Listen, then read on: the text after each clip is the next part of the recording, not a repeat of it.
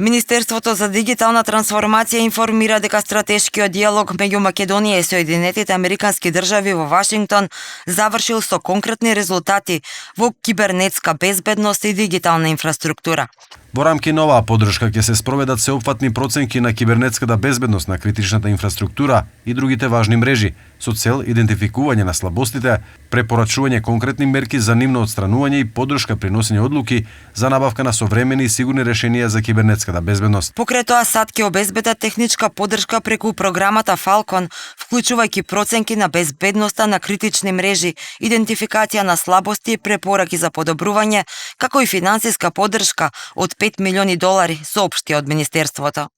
Во исто време, Соединетите Американски држави најавија поддршка во износ од $5 милиони преку програмата за странска помош, наменета за развој на кибернетските капацитети и унапредување на заштитата на инфраструктурата преку обезбедување опрема и обуки.